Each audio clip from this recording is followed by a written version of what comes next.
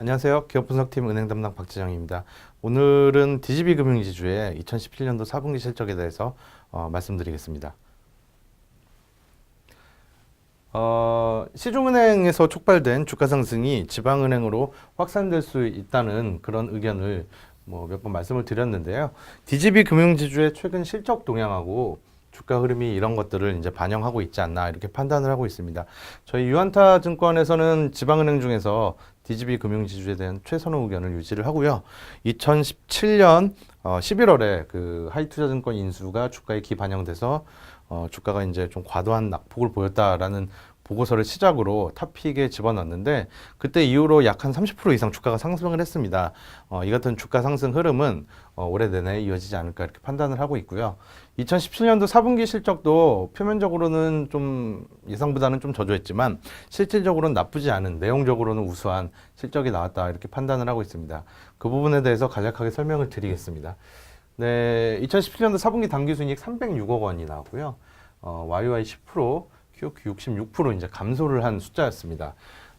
대출 성장이 양호했음에도 불구하고 NIM이 크게 상승을 해서 대구은행의 이제 순이자이익이 늘었습니다. 다만 그룹의 이제 순이자이익이 대구은행의 순이자이익 는 것만큼 늘지 못했는데 그 DGB 생명의 이자이익이 비이자이익으로 계산이 되면서 이자이익 계산에서 빠지면서 이자이익이 큰 폭으로 늘진 않는 것으로 이렇게 이제 회계적으로 처리가 됐습니다.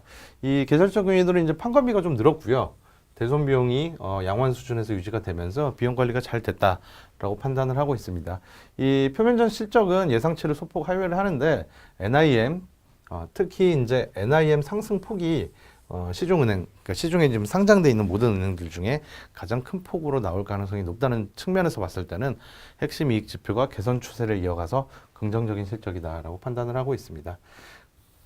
이익 지표별로 간단히 살펴보면 원화대출금이 1.5%, 1.4% 늘으면서 양호한 수준을 보였고요. NIM이 무려 OBP가 상승을 하면서 큰 폭으로 올랐습니다.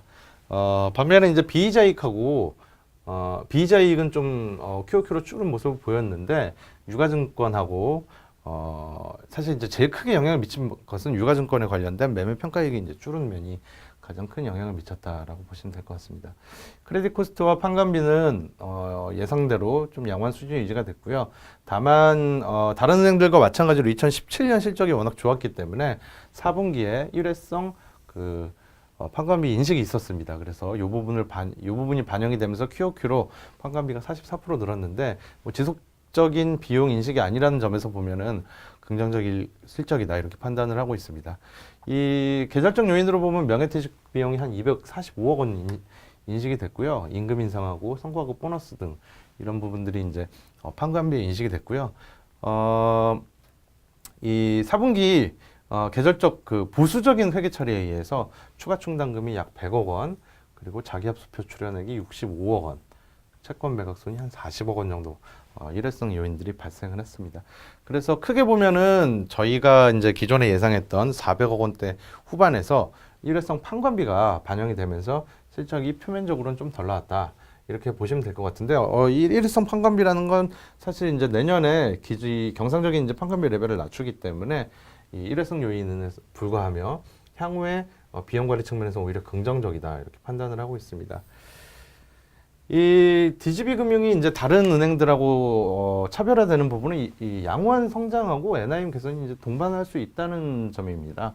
이 지역 경제가 좀 국가 산업단지가 조성이 되면서 대출 성장의 어떤 기대감을 높일 수 있는 이런 상황이고요. 실제로 그 DGB 금융지주가 예상하는 2018년 목표 원화대출 성장률이 이제 7에서 8% 수준이기 때문에 상당히 높은 수준의 이제 성장이 나타날 것으로 예상이 되고 있습니다. 이와 더불어서 이 운용 쪽에서는 변동금리 대출 비중이 가장 높다는 점, 그리고 조달 쪽에서는 핵심 예금 비중이 40%를 초과하면서 제일 높다는 점이 이제 조달하고 운용 쪽의 구조 자체도 NIM 개선 그리고 금리 상승에 상당히 좀 높은 민감도를 가지고 있다라는 측면에서 보면 대출 성장과 NIM이 이제 동반할 수 있는 거의 유일한 은행이 아닌가 이렇게 생각을 하고 있습니다. 이 DGB 금융지주에 대해서 투자 의견 매수 탑픽 의견을 유지를 하고요. 주가가 좀 올랐습니다. 주가가 좀 올랐음에도 불구하고 지금 PBR은 0.51배에 불과하기 때문에 뭐 여전히 이제 시중은행 대비 그리고 이제 수익성 대비해서 저평가되어 있다고 판단을 하고 있습니다. 2018년이 여러 가지 그 주변 환경뿐만 아니라 이 회사의 펀더멘탈도 실적과 주가에 우호적일 것이라는 기존의 의견을 유지를 하겠습니다. 네, 지금까지 DGB 금융지주 2017년도 4분기 실적에 대해서 발표를 했습니다. 감사합니다.